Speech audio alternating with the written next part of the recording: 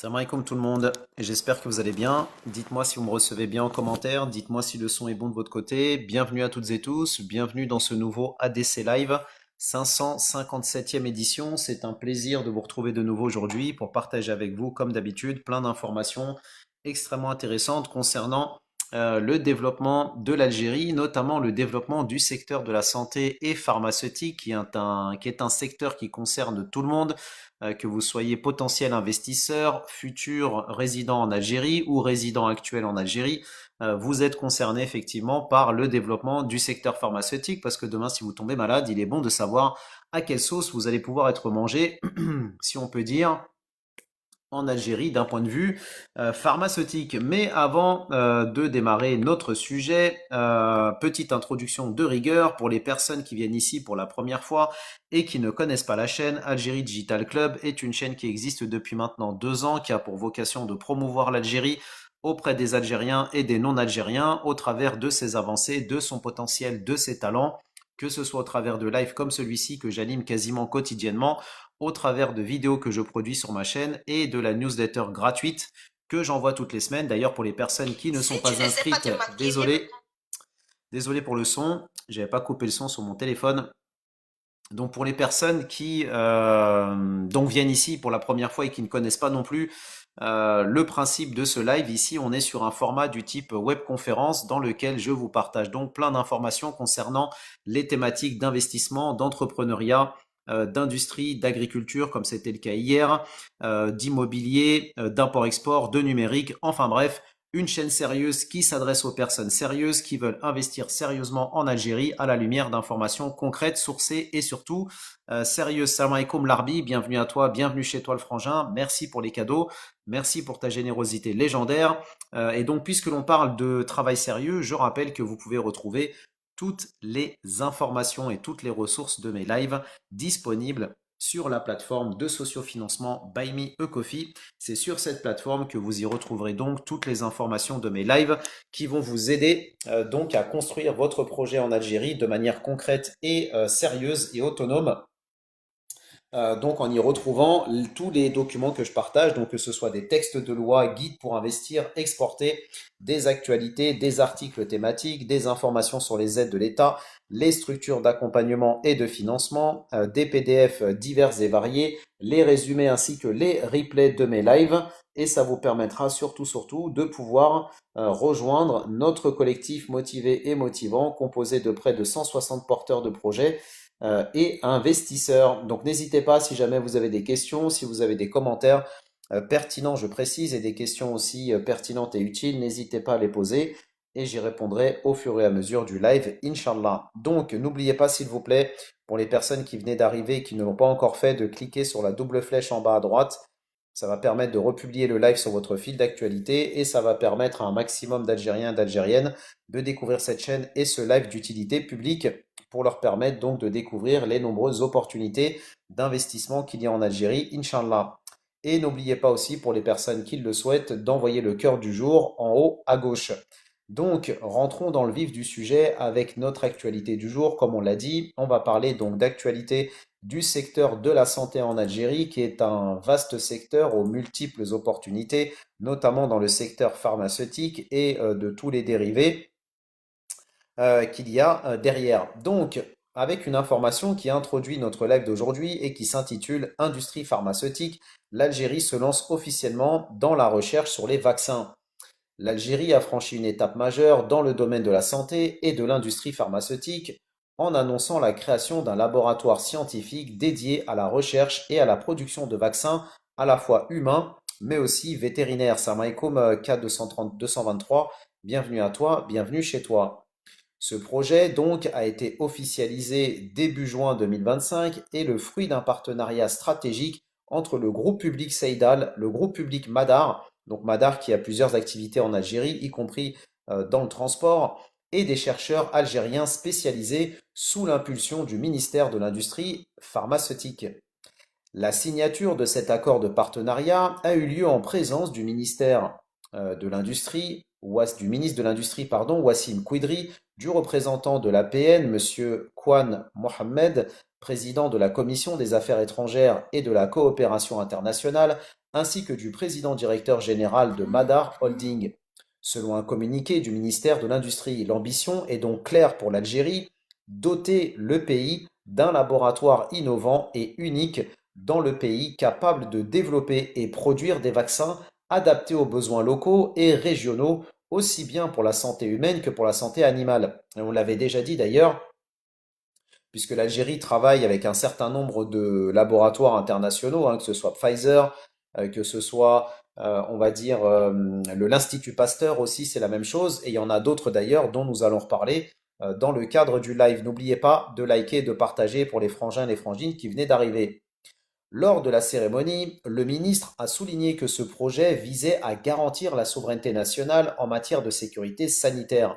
Le développement de vaccins par des compétences algériennes permettra de réduire la dépendance aux importations tout en créant de nombreux emplois pour la jeunesse algérienne. Le projet prévoit aussi d'impliquer les chercheurs et les startups spécialisés dans le domaine pharmaceutique afin de dynamiser l'écosystème local. Le PDG de Madar a rappelé que ce projet constituait une avancée nationale et une priorité nationale pour le pays, visant à renforcer la sécurité sanitaire des citoyens algériens. Le développement local de vaccins innovants est perçu comme un levier majeur pour protéger la population et surtout sécuriser la capacité du pays à répondre aux urgences sanitaires, comme on l'a vu notamment avec le Covid-19. De son côté, le professeur Yahya, expert en virologie, a expliqué que la création de ce laboratoire scientifique constituait une avancée importante pour la protection de la santé humaine, mais aussi du cheptel animal face à diverses maladies virales. Il a mis en avant la dynamique scientifique qui lie la recherche fondamentale à l'industrie pharmaceutique algérienne, valorisant ainsi les efforts déjà engagés par l'État dans ce secteur. Ce partenariat, donc public-privé, illustre la volonté des autorités algériennes de moderniser le secteur pharmaceutique et de réduire la facture des importations. Il ouvre la voie à une production locale de vaccins innovants et adaptés et surtout, on devrait rajouter sécurisés. Parce que quand on sait ce qu'il y a dans les vaccins, quand on sait ce que le pays en question produit, eh ben on sait ce qu'on injecte à la population. Alors que quand on reçoit des vaccins à l'international, ben on ne sait pas toujours ce qu'il y a dedans. Donc, il ouvre la voie à une production locale de vaccins innovants et adaptés tout en offrant une opportunité d'emploi et de développement pour les chercheurs, les jeunes chercheurs, mais aussi entrepreneurs. L'Algérie s'inscrit ainsi dans une démarche ambitieuse pour renforcer son autonomie sanitaire en s'appuyant sur l'expertise nationale et la coopération entre acteurs publics et privés. Ce projet marque donc un tournant important dans la politique de santé publique et l'industrie pharmaceutique du pays. Nour, ce n'est pas parce que tu mets 15 fois le même commentaire que ça va faire de toi quelqu'un d'intelligent. Dehors. Quand je dis que je vous invite à déposer des commentaires, c'est pour mettre des commentaires sérieux avec un cerveau qui fonctionne normalement. On ne parle pas des chômeurs qui viennent se réveiller à 10h30 et qui ont un QI d'une poule, à bon entendeur.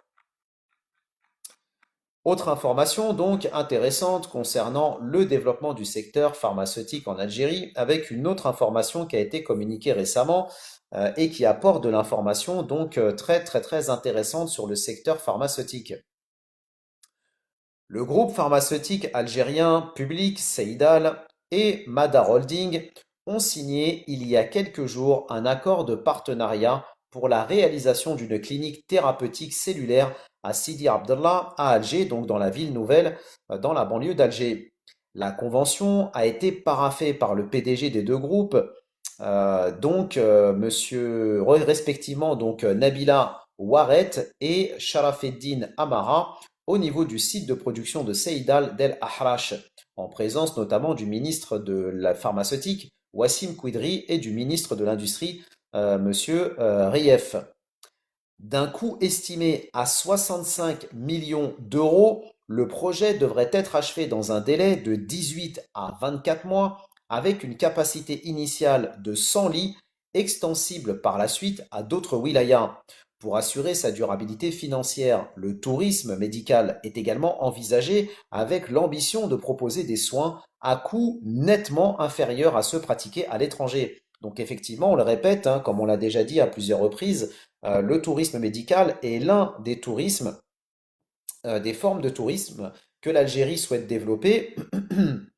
Et donc, le fait que l'Algérie développe son système de santé, bah, ça va permettre de pouvoir attirer des touristes étrangers qui vont venir se faire soigner en Afrique, enfin qui vont venir se soigner, pardon, en Algérie, notamment des patients africains, plutôt que d'aller en Europe avec des coûts qui vont être élevés, de pouvoir passer par l'Algérie qui est en train de s'équiper donc avec des institutions et des instituts de pointe, bah, ça va permettre justement de pouvoir faire baisser ses coûts et offrir un rapport qualité-prix plus intéressant. Torsado nous dit quels sont les financements derrière au niveau de la recherche. Y a-t-il une politique monétaire qui permet... Alors j'arrive. Khalid, on parle pas avec les abrutis ici, ça les cultive dehors.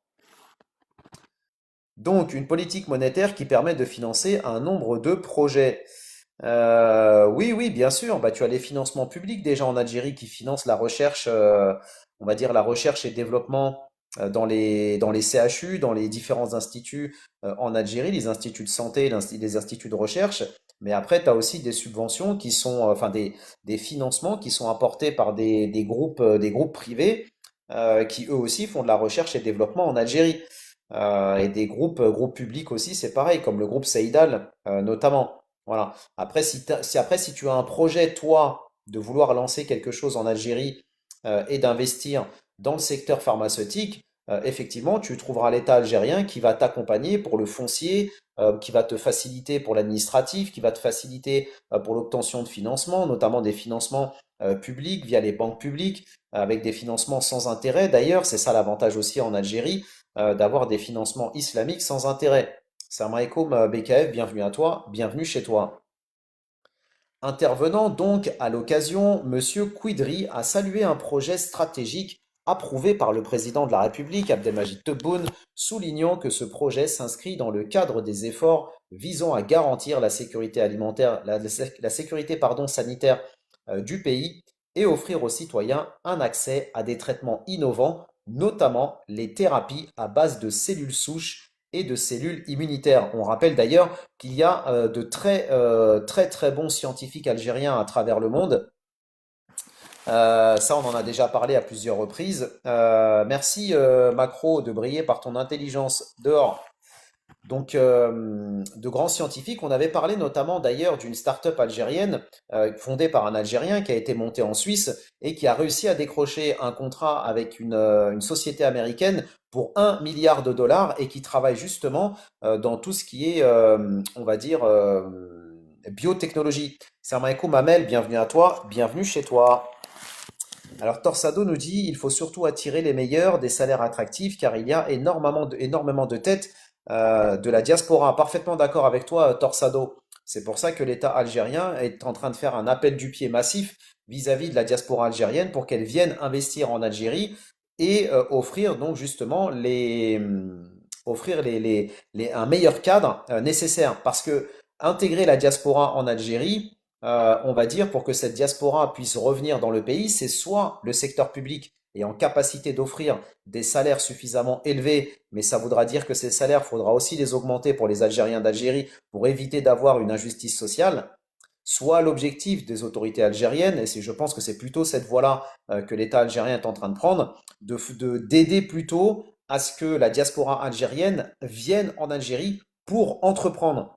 Et dans ce cas-là, en entreprenant, en créant des entreprises, créant de la richesse, ces entrepreneurs vont pouvoir atteindre un niveau de vie proportionnel donc au fonctionnement de leur business. Parce que si tu fais venir des Algériens de l'étranger, par exemple, qui ont travaillé en Europe, aux États-Unis ou autres, qui ont des salaires à 10 000 euros par mois, je ne suis pas sûr que dans les entreprises publiques en Algérie, tu puisses avoir ou proposer un niveau de salaire qui soit équivalent. Par contre, si tu crées ton entreprise en Algérie, tu pourras effectivement atteindre ces niveaux, voire dépasser ce niveau de salaire. Donc c'est pour ça que l'État algérien privilégie effectivement la création de richesse, la création de valeur au travers de la création d'entreprises. N'hésitez pas, hein, s'il y a des personnes qui venaient d'arriver, qui ont des questions, qui ont des commentaires pertinents, je précise, et qui veulent investir en Algérie de manière sérieuse, n'hésitez pas à vous manifester en commentaire. Je vous donnerai le lien sur lequel vous allez pouvoir nous rejoindre dès à présent, Inch'Allah. Et pour les personnes qui venaient d'arriver aussi, s'il vous plaît, n'oubliez pas de cliquer sur la double flèche en bas à droite. Pour sa part, le ministre de l'Industrie a mis l'accent sur le caractère stratégique de cette technologie, affirmant que le pays mobilise toutes les compétences à l'intérieur comme à l'extérieur pour assurer sa réussite. Il a ajouté que le projet associera plusieurs départements ministériels, dont ceux de la santé, du travail, de l'industrie et de l'industrie pharmaceutique. L'objectif est de démocratiser les soins coûteux à l'étranger et d'intégrer l'Algérie dans le réseau mondial des thérapies de pointe, annonçant donc la création prochaine d'un conseil supérieur pour le développement des thérapies de pointe, incluant notamment la thérapie cellulaire. Le consultant scientifique du groupe Seydal, Monsieur Belkhelfa, qui a présenté le projet et sa maquette, a expliqué que cette future clinique permettra la prise en charge de maladies graves et chroniques telles que les affections cardiaques, sanguines, oculaires, respiratoires, neurologiques, ainsi que certains cancers réfractaires. Pour sa part, Madame Waret a précisé que Seydal apportera son expertise, ses ressources humaines et technologiques, ainsi que l'assiette foncière nécessaire, tandis que Madar Holding, en tant que bailleur de fonds, prendra en charge le financement. Donc ça répond à ta question, Torsado, quand tu parlais du financement tout à l'heure. Donc là, on a typiquement un projet qui est, on va dire, entre plusieurs groupes publics en Algérie. Et donc, il y en a qui apportent l'expertise d'un côté, le foncier, d'autres apportent le financement. Et comme ça permet justement de pouvoir mettre en place ce type de projet. De son côté, Monsieur Amara a qualifié ce partenariat de vision stratégique d'investissement, soulignant qu'il s'inscrit aussi dans une volonté de renforcer la sécurité sanitaire et de garantir l'indépendance médicale du pays. Cet accord intervient après un premier partenariat conclu cette année entre Seydal, Madar Holding et le groupe scientifique de virologie pour la création d'un centre de recherche de microbiologie et le développement de nouveaux vaccins humains et vétérinaires, ce dont nous avons parlé donc dans l'article précédent. Et on rappelle d'ailleurs que le système de santé en Algérie est en train de connaître une accélération intéressante. On a déjà parlé notamment du centre hospitalier algéro-qatari allemand qui est en train d'être construit pareil dans la ville nouvelle de Sidi Abdallah et qui va avoir une capacité extrêmement intéressante de 250 000 patients annuels. Donc c'est quelque chose d'extrêmement intéressant. Alors Torsado nous dit, pardon, c'est vraiment intéressant. Moi, ce qui me bloque, c'est vraiment le riba. Il me semble qu'on dit 0% riba, mais financement, c'est l'État qui le paye. Donc c'est quand même du riba. À moins que je me trompe, et il y a d'autres types de financement. Alors, tu as des financements en Algérie dans les banques publiques et banques privées qui sont des financements dits islamiques de base. Ce ne sont pas des crédits bonifiés. Donc les crédits dont tu as parlé, donc ces fameux crédits où par exemple l'État va te dire, je ne sais pas, je t'octroie 1 million d'euros. Sur 1 million d'euros, théoriquement, il y a 200 000 euros d'intérêt. Ces 200 000 euros d'intérêt sont pris en charge par l'État. Donc ça, on appelle ça des crédits bonifiés. Donc ça, tu en as effectivement en Algérie. Maintenant, c'est pas toi qui paye riba, c'est l'État algérien. Donc c'est lui qui prend en charge quelque part entre guillemets, cette responsabilité par rapport à ça. Mais effectivement, à l'origine, il y a riba. Mais c'est pas toi qui le paye. Mais dans le même temps, tu as aussi des financements en Algérie qui sont dits financements islamiques, ou là, qui sont conformes effectivement à l'éthique musulmane, ou qui ne contiennent pas de riba, et qui sont, on va dire, ce sont des produits financiers qui sont conformes à l'éthique musulmane. Voilà. Et ça, tu as plusieurs banques publiques et plusieurs banques privées en Algérie qui proposent ce type de financement. Voilà. Ça, j'en ai déjà parlé à plusieurs reprises, que ce soit pour le business ou pour les projets privés du type immobilier, par exemple. Voilà. Alors, Ranfer nous dit, avec par exemple 500 000 euros, tu ferais quoi en Algérie? Alors, c'est une bonne question. C'est une bonne question. Avec 500 000 euros, tu peux faire plusieurs projets avec. Tu peux soit avoir ce capital pour acheter un bien immobilier ou plusieurs biens immobiliers d'ailleurs, les mettre en location et faire du Airbnb. Donc dans les wilayas côtières, notamment sur Alger. Tu peux faire ça aussi sur Mostaganem, faire ça sur Oran notamment, par exemple. Donc avec une partie de ces 500 000 euros, une autre partie, tu peux aussi créer un incubateur en Algérie qui va permettre à la diaspora algérienne notamment de pouvoir les accueillir dans une structure et les former donc à l'entrepreneuriat en Algérie. Tu peux aussi, avec 500 000 euros, investir dans le secteur du tourisme, mise en place d'une chambre d'hôte, etc., etc. Donc ça, c'est pareil, c'est intéressant aussi, tu vois. Il y a plein de projets, en fait, tout dépend de toi et de ton appétence. Des crânes et des hommes, on parle pas aux abrutis ici, ça les cultive dehors.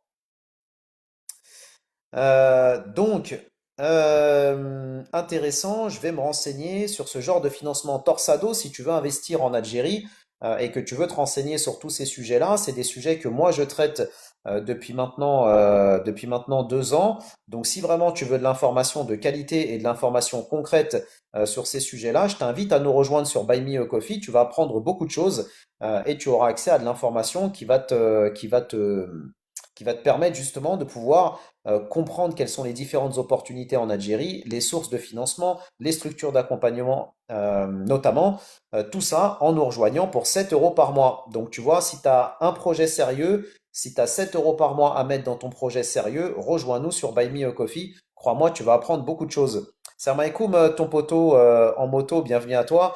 Bienvenue chez toi. J'espère que tu vas bien. J'ai répondu d'ailleurs à ton commentaire sur Slack. Torsado, n'oublie pas de rajouter une petite tasse de café sur ton pseudo pour marquer ton entrée dans la DC Family. Donc, s'il y a des personnes sérieuses qui veulent investir sérieusement en Algérie, n'hésitez pas et je vous donnerai le lien sur lequel vous allez pouvoir nous rejoindre. C'est simple, rapide, sécurisé, donc il n'y a aucune raison de se priver. Il avait dit l'Akhdar. Oui, effectivement, il avait dit l'Akhdar. Tout à fait. Tu as raison, BKF. Donc, comment nous rejoindre Torsado? C'est très simple. Tu cliques sur mon pseudo, tu vas avoir une fenêtre qui va s'ouvrir et la fenêtre qui s'ouvre, qui va s'ouvrir en bas. Tu recliques une deuxième fois sur mon logo et tu vas avoir donc tu vas arriver sur mon compte TikTok et là tu vas avoir un lien dans la bio. Tu cliques dessus, tu as une fenêtre qui s'ouvre en fond vert et là tu cliques sur le premier bouton et tu seras connecté sur Buy Me. Donc, clique sur mon logo en haut, la fenêtre qui s'ouvre en bas, tu recliques une deuxième fois sur mon logo, clique sur le lien dans ma bio sur ma chaîne lorsque tu y seras. Tu as une fenêtre donc en fond vert qui s'ouvre et ensuite tu cliques donc sur le bouton Buy Me a Coffee. Donc Torsado, fonce, inscris-toi. C'est comme ça que nous ici on juge si les personnes sont des personnes sérieuses, sont des personnes qui ont un vrai projet concret. Donc connecte-toi, inscris-toi et ensuite reviens dans le live. Comme ça on aura le plaisir et l'honneur de t'accueillir parmi nous, Inch'Allah. Oui, BKF, c'est pas un des salons, un des derniers salons d'ailleurs que j'avais partagé sur Buy Me a Coffee lors d'un précédent live. Il me semble qu'il y avait un salon comme ça qui tournait justement autour de l'industrie pharmaceutique et de la santé, je crois, si je me trompe pas. Autre information tout aussi intéressante, justement, sur le développement de la souveraineté sanitaire en Algérie, avec un autre article tout aussi intéressant. Dans le cadre de sa stratégie visant à renforcer l'autonomie technologique et à soutenir le secteur de la santé, l'Algérie avance à grands pas vers la production locale de radioisotopes. Ce samedi, donc il y a quelques semaines, le ministre de l'Énergie, des Mines et des Énergies renouvelables, Mohamed Arkab, a reçu à Alger Wang Yong, qui est PDG de la China National Nuclear Corporation, la CNNC. Cette rencontre marque une étape importante dans le développement du projet de production d'isotopes radioactifs destinés à un usage médical. Et ça, on en avait parlé d'ailleurs à plusieurs reprises, que l'Algérie s'intéresse et s'intéresse de plus en plus d'ailleurs au nucléaire civil, notamment pour pouvoir traiter les maladies telles que le cancer ou pour pouvoir tout simplement s'en servir à titre énergétique. Euh, donc, eh ben, tu vois, Poto, c'est très bien, très très intéressant. Poto nous dit, enfin l'Ardal, mais pour les personnes qui ne savent pas qui est l'Ardal, donc c'est ton poteau en moto, qui nous dit, à titre perso, je connais du monde qui est allé faire sa greffe de cheveux en Algérie. Et du coup, qu'est-ce qu'ils en ont pensé, Poto? Dis-nous en plus. Si tu veux d'ailleurs monter pour témoigner de ce que tu sais par rapport à ça, tu es le bienvenu, hein. N'hésite pas à faire la demande. En présence donc de Noureddin Yassa, secrétaire d'État chargé des énergies renouvelables, du commissaire à l'énergie atomique, M. Mella, ainsi que de hauts cadres algériens et chinois, les discussions ont porté sur l'état d'avancement du projet et les prochaines étapes à franchir pour sa concrétisation. Le projet de production de radioisotopes en Algérie revêt une importance capitale, notamment dans le renforcement du secteur médical. Les isotopes radioactifs sont essentiels pour le diagnostic et le traitement de plusieurs pathologies, en particulier les cancers, via des techniques de radiothérapie avancée. Selon les responsables présents, la mise en œuvre de ce projet permettra non seulement de réduire la dépendance aux importations coûteuses, mais aussi de garantir une disponibilité continue des produits médicaux critiques pour les hôpitaux algériens. Le ministre Mohamed Arkab a souligné que cette initiative s'inscrit dans la vision globale du gouvernement visant à assurer l'autosuffisance nationale en matière de santé tout en soutenant le développement scientifique et économique du pays. Alors, merci effectivement Torsado, merci de nous avoir rejoints dans la DC Family, merci pour ta confiance. C'est un plaisir de te compter parmi nous. Bienvenue à toi, bienvenue chez toi. N'oublie pas de rajouter une petite tasse de café sur ton pseudo pour marquer ton entrée dans la DC Family. Si tu ne sais pas comment faire, c'est très simple. Tu vas sur ton compte TikTok, tu as un petit crayon à côté de ton pseudo, tu cliques dessus, tu vas avoir une fenêtre qui va s'ouvrir, tu rajoutes un emoji, tasse de café et tu vas revenir dans le live, Inch'Allah. C'est comme ça que les autres membres de la DC Family dont tu fais maintenant partie vont pouvoir te reconnaître dans le live, mais aussi sur TikTok. Et ça va te permettre toi aussi de pouvoir les reconnaître et de pouvoir échanger donc avec eux. Alors, Lardal nous dit, ça a été validé par mes connaissances. De ce qu'on m'a dit, la qualité est idem à la Turquie pour un prix beaucoup moins élevé. Et bah tu vois, poteau en moto, Lardal, devrais-je dire, c'est quelque chose qu'il faut absolument mettre en avant. Tu vois, il y a beaucoup d'Algériens qui souffrent de calvitie d'ailleurs. Alors certains l'assument et d'autres un petit peu moins. Et tu as aussi des femmes d'ailleurs qui perdent des cheveux. Et ça vaudrait vraiment le coup de pouvoir mettre en avant ce type de service. Je trouve vraiment qu'on n'en parle pas assez en fait. Et même au niveau de la communauté algérienne, c'est vrai que généralement quand on parle de soins par exemple à l'étranger, on pense à la Tunisie notamment. On pense à la Tunisie où on dit effectivement en Tunisie ils sont spécialisés dans on va dire dans la chirurgie esthétique. On pense à la Turquie, mais on pense pas du tout à l'Algérie. Donc là, c'est pareil. Il y a une vraie carte à jouer super intéressante. Psartek Torsado pour la tasse de café, encore une fois, merci pour ta confiance et c'est un plaisir de te compter parmi nous. Et on espère que ton projet verra le jour, Inch'Allah, en Algérie et de te compter parmi nous pour une longue période. Encore une fois, je le dis et je le répète, c'est ici ce que l'on propose et ce que l'on construit. Ce n'est pas simplement du partage d'informations, mais on construit aussi un réseau. Donc les personnes qui sont douées d'intelligence comprennent bien que construire un réseau, ce n'est pas en un mois, ce n'est pas en 2 mois, ce n'est pas en 3 mois. Plus vous allez rester parmi nous, plus on va intégrer de monde, plus on va découvrir de nouvelles personnes, de nouveaux porteurs de projets, de nouveaux investisseurs, et donc plus on va pouvoir être bénéfiques les uns pour les autres, indépendamment de ce travail que je partage. Voilà, on est dans une logique collective. Chacun apporte sa pierre à l'édifice. C'est ça que je veux dire.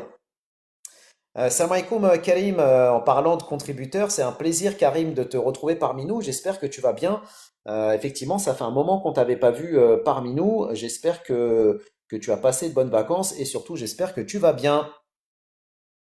Exactement, Larda, exactement. Et c'est pour ça qu'il faut d'où l'importance de ces lives, d'où l'importance de ce travail, de mettre en avant en fait toutes ces nouvelles, toutes ces informations, justement pour sensibiliser à la fois les Algériens, mais sensibiliser aussi les non-Algériens à ces thématiques, à ces potentiels et surtout à ce qui se fait déjà très bien en Algérie. Par exemple, dans le précédent live que j'avais fait sur le secteur de la santé, j'avais mis en avant le témoignage d'un ressortissant suisse qui était parti se faire soigner en Algérie parce qu'il avait dans son entourage des personnes qui lui ont dit, bah justement, en Algérie, tu as des cliniques qui sont spécialisées là-dedans, avec des coûts extrêmement intéressants et un certain savoir-faire. Bon, il y a à boire et à manger, hein, comme partout, mais il y a certaines institutions qui sont de bonne qualité, avec des personnes qui ont été notamment formées à l'étranger, formées en Algérie, et qui sont revenues ou qui sont restées en Algérie pour justement faire profiter de leurs compétences autant les Algériens d'Algérie que les Algériens de l'étranger. Et donc le témoignage de ce touriste était on ne peut plus flatteur pour la clinique. Alors c'est dommage parce que dans l'article, on n'avait pas le nom de la clinique en question, mais son témoignage était élogieux. Il disait qu'effectivement, il a bien été reçu avec professionnalisme, que les soins ont été faits de la meilleure des manières, et surtout que le prix qu'il a payé était extrêmement intéressant. Donc c'est ça en fait qu'il faut absolument développer et absolument mettre en avant, pas simplement effectivement ce tourisme, on va dire du Sahara, tourisme balnéaire, etc., etc. D'ailleurs, effectivement, comme l'a dit BKF tout à l'heure, il y a un salon là prochainement qui va voir le jour en Algérie, justement dédié au tourisme de la santé. Et je l'ai partagé sur Buy Me a Coffee il y a quelques jours. Donc les personnes que ça intéresse, n'hésitez pas à vous replonger dans les lives précédents. Et comme ça va vous permettre de retrouver les derniers événements que je vous ai partagés et de pouvoir y aller si jamais c'est un secteur qui vous intéresse. Salam alaikum Sab, bienvenue à toi, bienvenue chez toi Frangine, j'espère que tu vas bien. Sab, j'en profite parce que tu es là. Est-ce que tu es donc disponible cet après-midi, donc à 14 heures pour qu'on puisse faire notre ADC Call, Inch'Allah. Donc je poursuis. Au cœur des discussions entre la délégation algérienne et la délégation chinoise figure la volonté d'intégrer pleinement les compétences nationales dans toutes les phases du projet. La formation de spécialistes, le transfert de technologies, ainsi que la promotion de la recherche et du développement ont été identifiés comme des axes prioritaires. Les parties donc ont également évoqué la possibilité d'exporter les produits finis vers les marchés régionaux et internationaux, ouvrant ainsi la voie à une nouvelle source de revenus pour l'Algérie et à un rayonnement scientifique et technologique renforcé. Non, pas de problème, Sab, pas de problème. Donc ça, c'est super intéressant. Pourquoi? Parce que on sait que l'Algérie est capable de relever ce type de défi, parce qu'elle l'a déjà montré dans d'autres secteurs, notamment le secteur des matériaux de construction, l'agriculture, où l'Algérie, il y a encore quelques années, importait massivement des matériaux de construction, comme la céramique, comme le ciment, les fers à béton, etc., où non seulement aujourd'hui, dans certains secteurs, elle en est devenue autosuffisante, jusqu'à même exporter ces matériaux à destination de marchés exigeants comme le Canada, comme les États-Unis, comme l'Italie notamment. Donc c'est parfaitement possible d'inverser la vapeur sur les autres secteurs d'activité et de mettre en place cette même dynamique, mais pour le secteur pharmaceutique.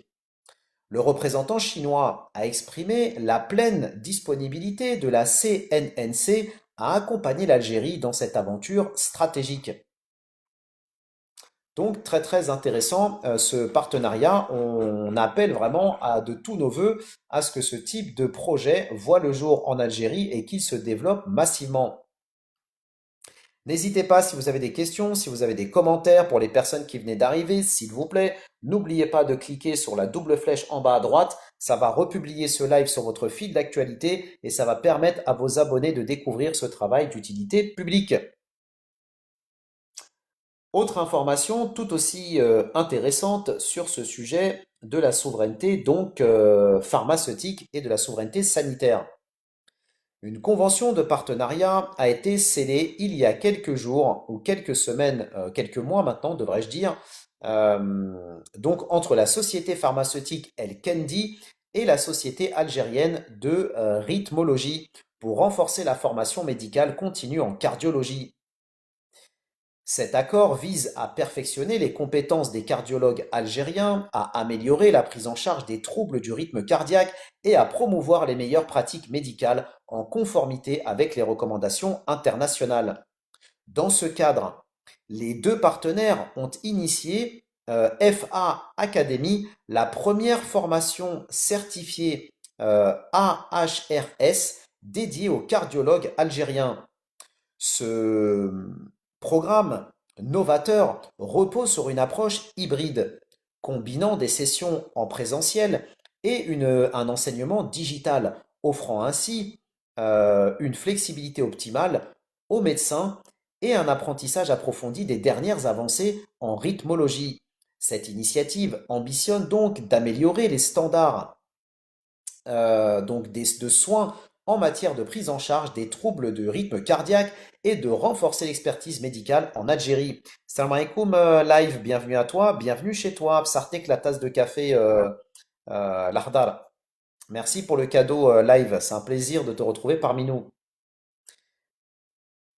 S'exprimant à cette occasion, Monsieur Kadri a mis en avant l'implication d'El-Kendi dans la formation médicale continue. Alors ça, d'ailleurs, c'est une petite réponse du berger à la bergère. Il y a quelqu'un qui est venu me voir l'autre jour en commentaire et qui m'a dit, oui, j'ai demandé à un tel que je ne nommerai pas, dont le pseudo se termine par un chiffre, à qui on a demandé est-ce que c'est intéressant d'investir en Algérie, notamment dans le secteur du médical et de la formation médicale. Et il a répondu, ah bah non, l'Algérie n'a pas besoin des Algériens de l'étranger pour se former, on n'a pas besoin de formation ou de dispositifs pour se former, elle forme déjà très bien ses collaborateurs. Oui, mais alors ça, c'est dans le cadre de la formation classique, et c'est pas parce qu'une formation existe qu'on ne peut pas l'améliorer, première chose. Et deuxième chose, la formation continue. Et là, on le voit bien notamment d'ailleurs avec ce partenariat qui a été signé pour continuer à former les Algériens, parce que c'est pas parce que tu as eu ton diplôme il y a 10 ans que ça veut dire qu'il n'y a pas des nouvelles méthodologies, qu'il n'y a pas de nouveaux dispositifs, etc., etc., pour pouvoir se former. Donc, méfiez-vous auprès des gens, auprès de qui vous prenez vos informations, car vous le voyez, ici, on fait de la qualité et du sourcé à bon entendeur. Psartek Live, bienvenue à toi, bienvenue chez toi. Donc, s'exprimant à cette occasion, Monsieur Macri, pardon, a mis en avant l'implication d'El-Kendi dans la formation médicale continue. Il a souligné que l'industrie pharmaceutique ne se limite pas à la production de médicaments, mais joue aussi un rôle clé dans l'amélioration de la qualité de soins. Selon lui, El-Kendi s'investit activement pour renforcer les compétences des professionnels de santé, garantissant ainsi une prise en charge optimisée des patients. Parce qu'un médecin, une aide-soignante, une infirmière, un médecin, peu importe le niveau, quand il a été formé il y a 10 ans, vous pensez qu'entre le moment où il a été formé et 10 ans plus tard, il n'y a pas de nouvelles techniques de soins, il n'y a pas de nouveaux dogmes dans la santé, etc., etc. Faut vraiment être fou pour dire aux gens que le secteur de la santé en Algérie n'a pas besoin d'investissement ni de compétences étrangères. Je sais pas, faut arrêter de fumer, de calumer de la paix, je pense pas, mais enfin bref. Et il a insisté sur le fait donc que l'efficacité des traitements repose autant sur la performance des médicaments que sur l'expertise des praticiens, condition essentielle pour gérer des pathologies complexes. Cette initiative permettra une meilleure prise en charge des patients souffrant de fibrillation atriale, une pathologie aux conséquences potentiellement graves. Donc très très intéressant ce partenariat, vraiment on ne fait que de saluer ce type d'initiative. Exactement, d'ailleurs, Sab, c'est très intéressant parce qu'on en avait parlé il y a dans le dernier live que j'ai fait justement sur l'industrie de la santé en Algérie. On avait répondu ça justement. On avait partagé une information justement sur l'enjeu qu'il y avait en Algérie pour la formation justement des médecins à l'intelligence artificielle. Tout à fait. Alors, Amel nous dit pour mon rendez-vous téléphonique, je préfère avoir la semaine du 15 au 21. Est-ce que tu peux m'envoyer un message, Amel, s'il te plaît, avec ce que tu viens de me dire? Comme ça, je regarderai et je te proposerai une date, Inch'Allah, par rapport à ça. Parce que sinon, je risque d'oublier avec tout ce que je partage dans le live. Donc, si tu veux bien m'envoyer un message privé avec ce message, et comme ça, je te dirai, Inch'Allah, avec plaisir. Merci Sab. Oh Sab, tu me fais plaisir. Sab nous dit les mauvais conseillers, je suggère que vous rendiez votre passeport s'il vous plaît. Merci. Parfaitement, parfaitement. Je suis bien d'accord avec ça. Autre information donc intéressante, autre partenariat qui vient d'être mis en place et c'est tout chaud, tout frais du matin, démoulé parce que c'est une information qui a été communiquée il y a quelques jours. Le leader algérien de l'industrie pharmaceutique Seidal a signé un protocole d'accord avec le groupe biopharmaceutique américain AbbVie, représenté en Algérie par la compagnie d'exploitation Promedex. Cette signature marque le lancement d'une coopération stratégique entre les deux parties, a indiqué le groupe algérien dans un communiqué. La cérémonie de signature s'est déroulée au ministère de l'Industrie pharmaceutique en présence du ministre du secteur, Wassim Quidri, de la directrice générale de Seidal, Madame Benigzer, et la directrice donc du laboratoire AbbVie en Afrique du Nord, Madame Amal, du vice-président d'ABB pour la région Moyen-Orient, Afrique et Eurasie, Monsieur Aboubakar, ainsi que des cadres des deux entités. AbbVie donc accompagnera Seidal dans la formation. Tiens, tiens, il n'y a pas besoin de formation en Algérie, vous avez dit? Dans la formation et le développement des compétences du personnel du centre de bioéquivalence Equival Biocenter. Alors pour les personnes qui ne savent pas ce que c'est que ce centre de bioéquivalence, je rappelle quel est le principe. Un centre de bioéquivalence, ça sert en fait lorsque vous avez des entreprises dans l'industrie pharmaceutique qui vont faire des médicaments, donc des génériques.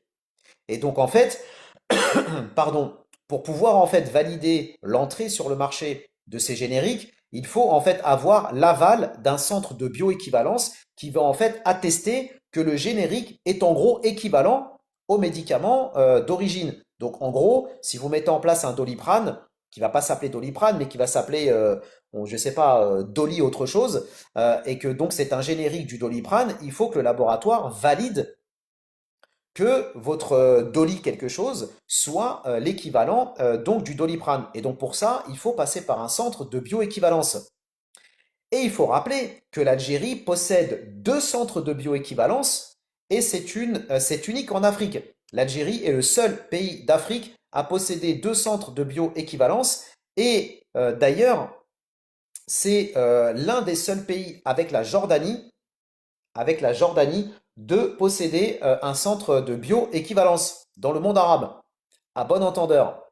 Cette coopération portera dans un premier temps sur la mise en place de programmes de formation certifiante, d'ateliers et de transfert de savoir-faire dédiés aux études de bioéquivalence et à la recherche clinique. Elle ouvre également la voie à un partenariat stratégique plus large qui concernera d'autres domaines comme les bonnes pratiques de la production pharmaceutique. Par ailleurs, et toujours dans le secteur de la santé, le ministre donc, Monsieur Saï et Wassim Quidri ont serré les rangs pour obtenir la certification internationale Maturité 3, donc la fameuse ML3, de l'Organisation mondiale de la santé, un label stratégique qui ouvrira grandes les portes des marchés mondiaux, selon un communiqué conjoint des deux ministères rendu public il y a quelques jours. Donc ça, en fait, ça veut dire quoi? Ça veut dire qu'à partir du moment où l'Algérie va obtenir ce certificat ML3 donné par l'Organisation mondiale de la santé, l'OMS, ça va permettre à l'Algérie de pénétrer massivement tous les marchés mondiaux avec ses produits pharmaceutiques.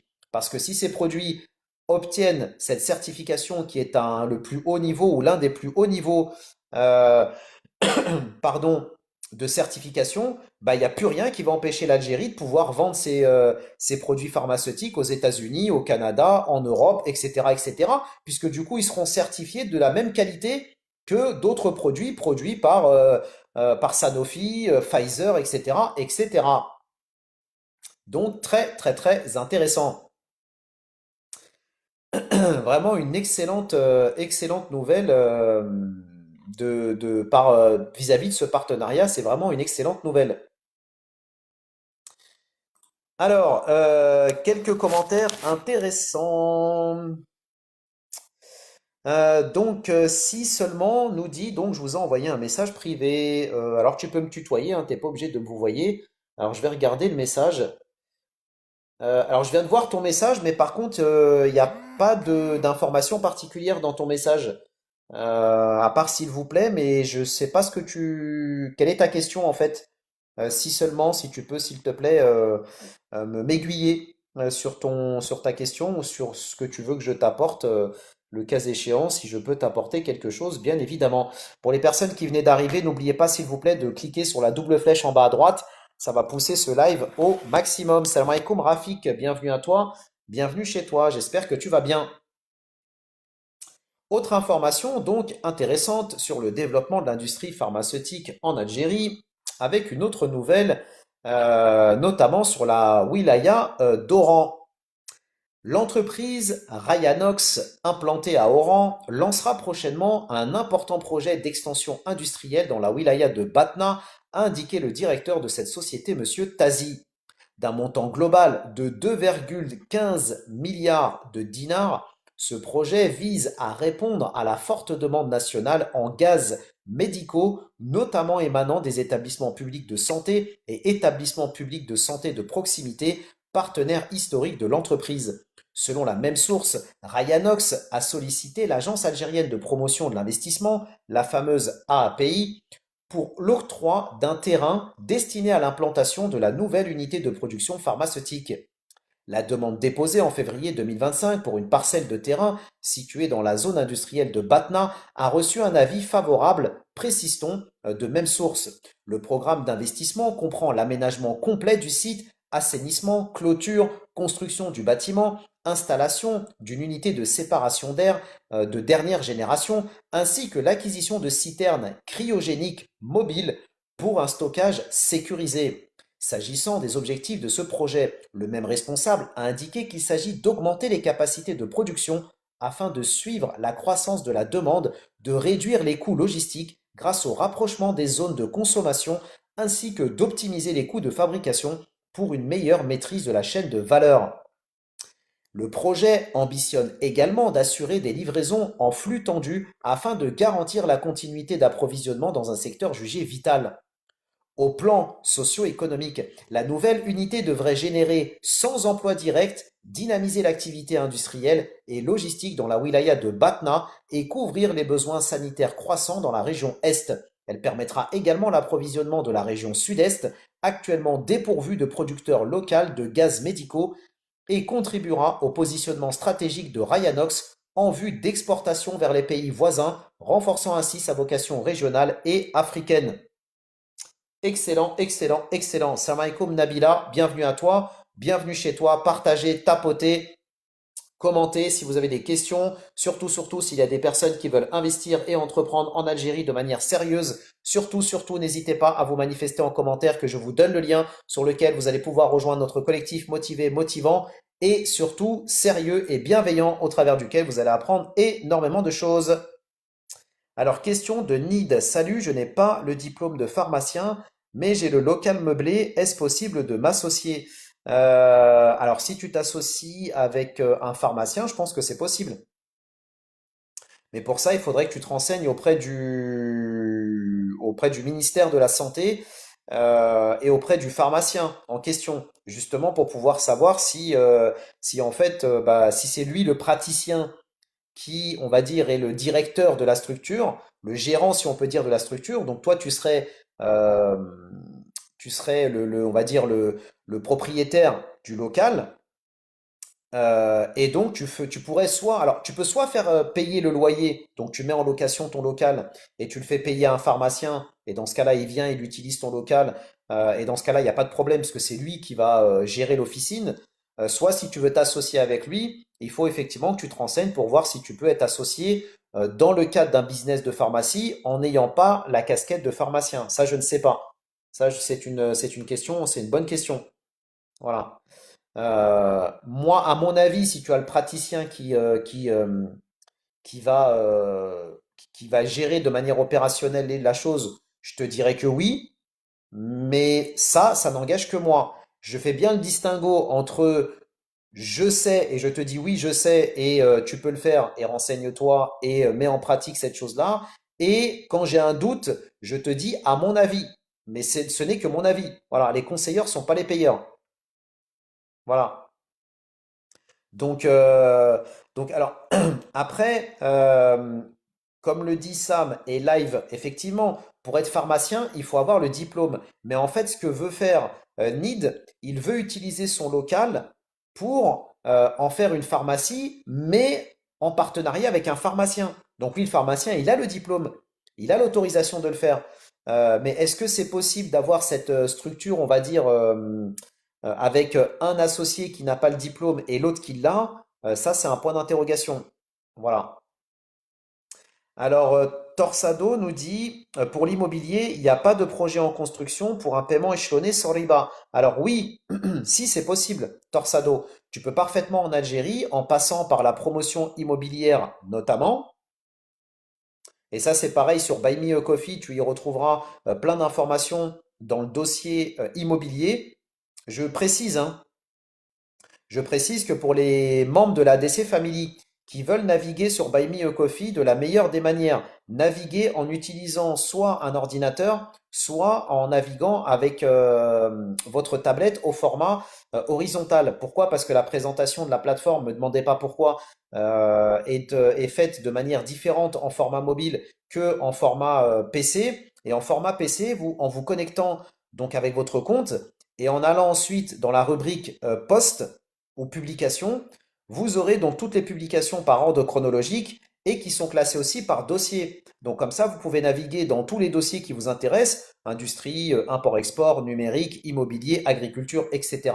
Et comme ça, dans chacun de ces dossiers, vous y retrouverez chacun des lives que j'ai fait, donc avec le lien vers le replay du live, le résumé du live et toutes les ressources du jour sur la thématique concernée dans le dossier dédié.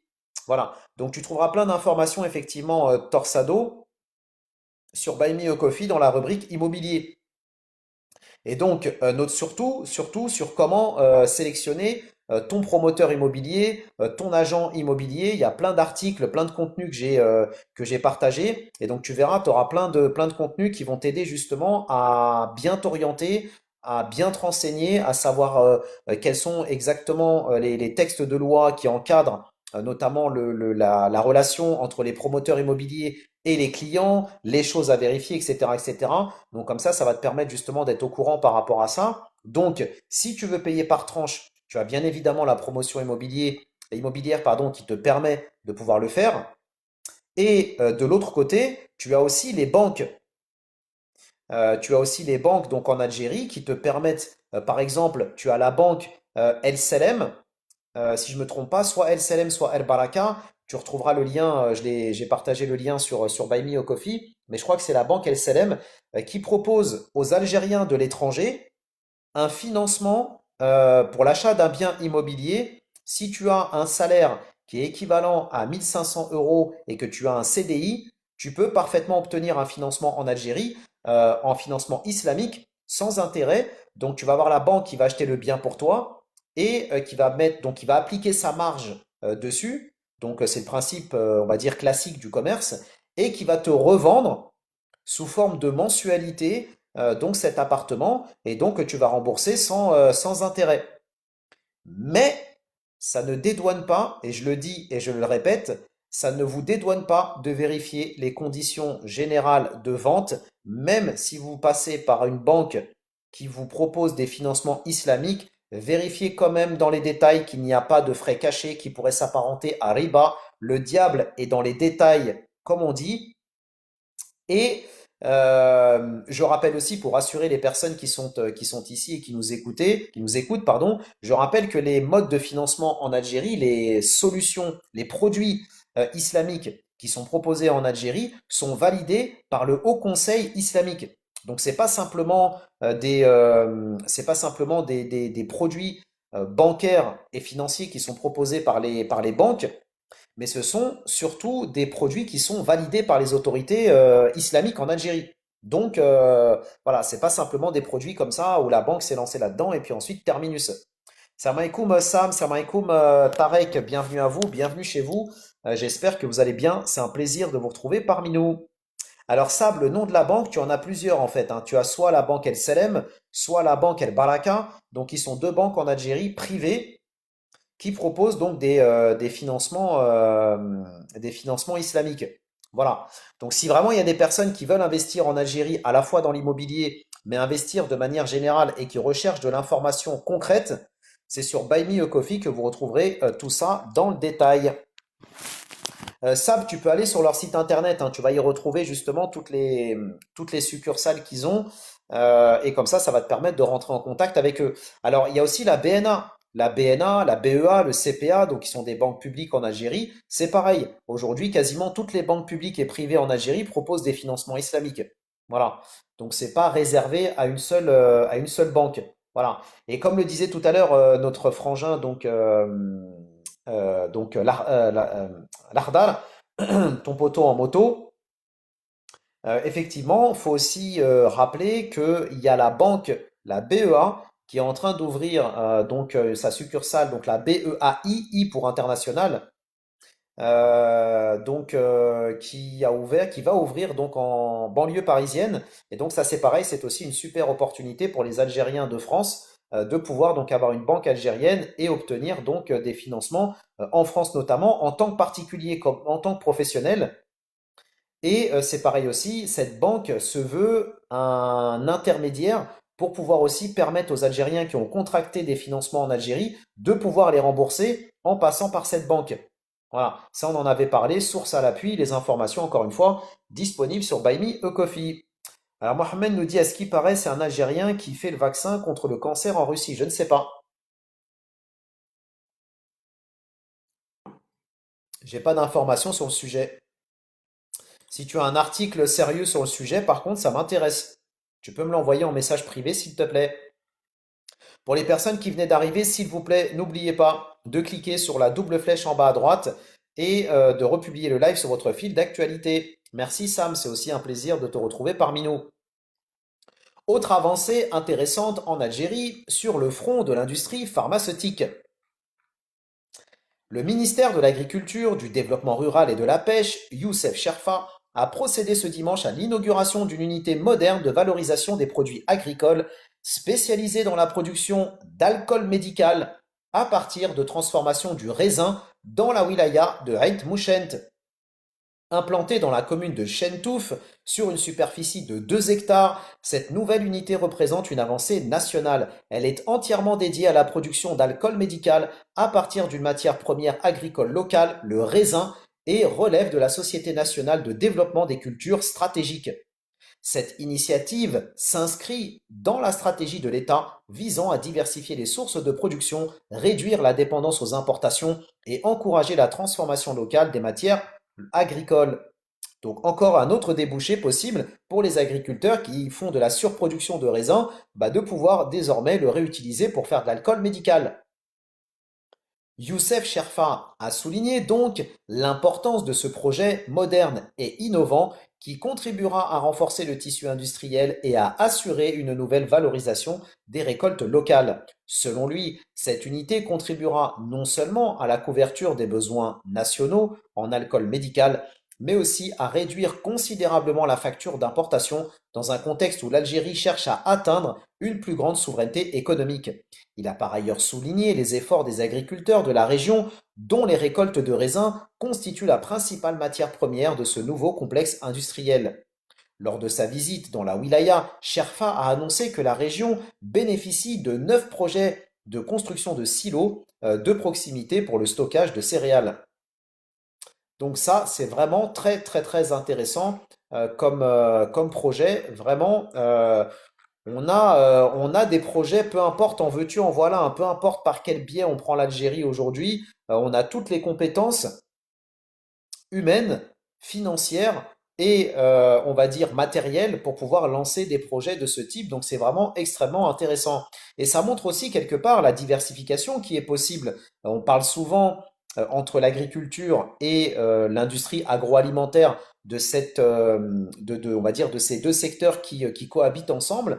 Mais c'est vrai qu'on peut aussi, dans certains cas, comme c'est le cas là avec le raisin, avoir d'autres projets en fait pharmaceutiques qui peuvent être mis en place en utilisant les matières premières algériennes.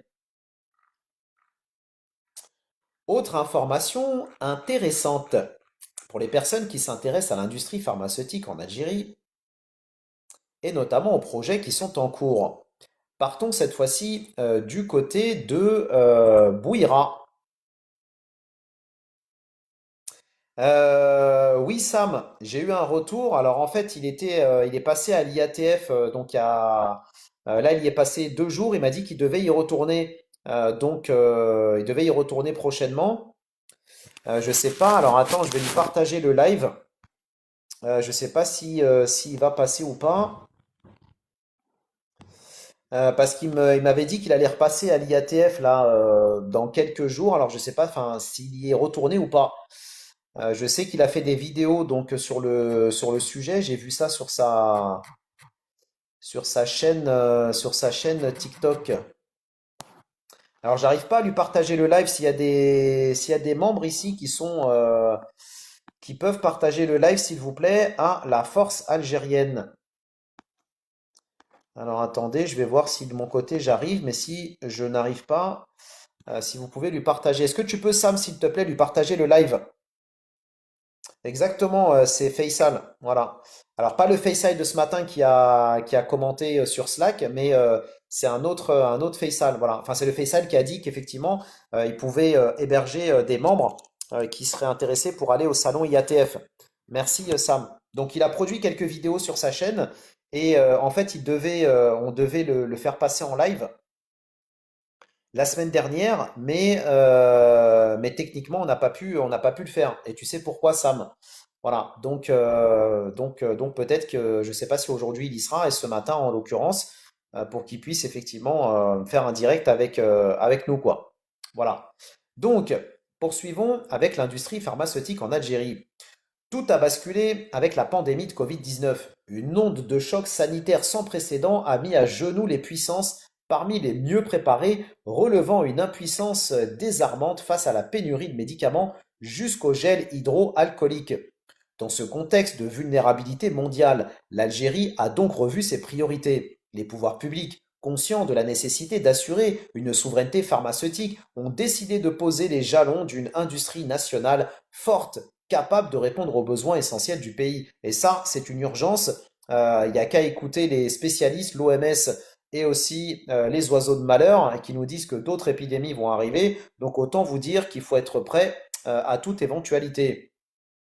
Cette industrie inédite a laissé des traces profondes dans la mémoire des États.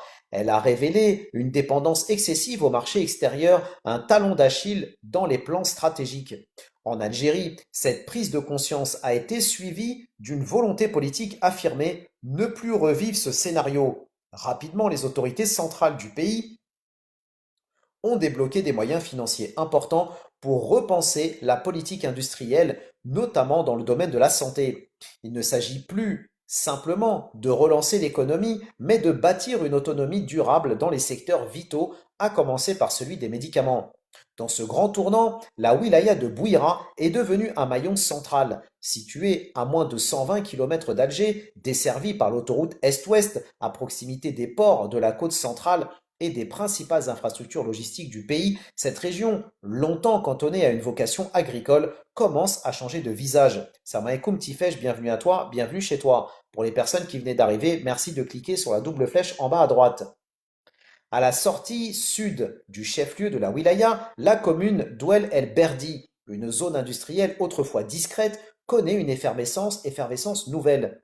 À Sidi Khaled, des unités pharmaceutiques modernes émergent. Bâtiments flambant neufs, lignes de production aux normes internationales et hangars immaculés.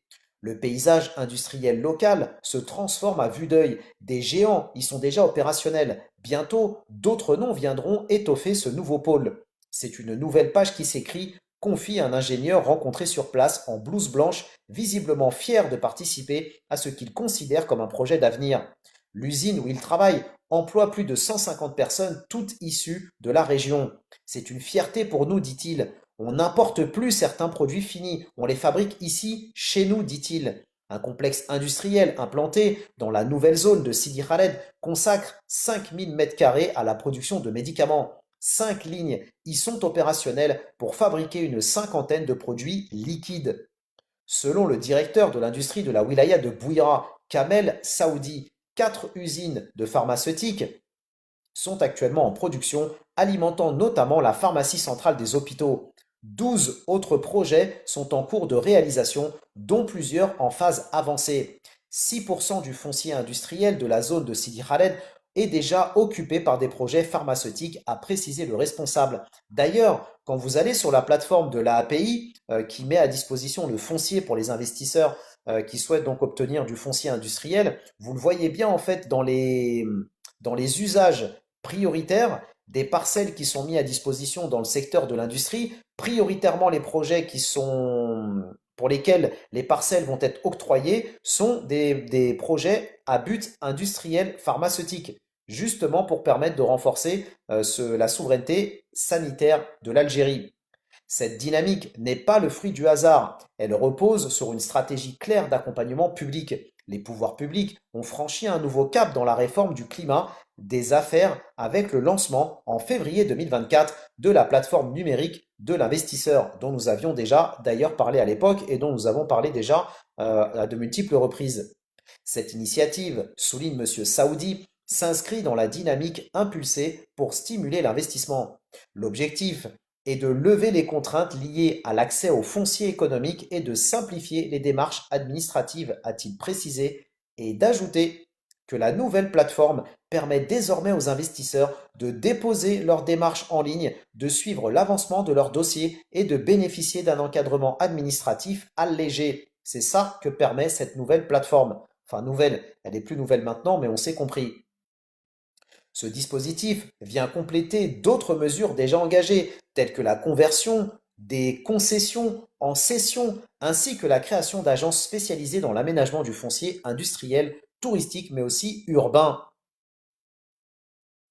À Dira, au sud de la wilaya, en limite de Sidi Aïsia, dans la wilaya de Msila, une mégazone industrielle est en cours de création, s'étendant sur près de 800 hectares, dont 250 déjà en aménagement. Ce site est présenté comme l'un des projets les plus ambitieux de requalification économique du territoire. Les réseaux d'électricité, de gaz et d'eau sont d'ores et déjà installés, tout prêts à accueillir les investisseurs.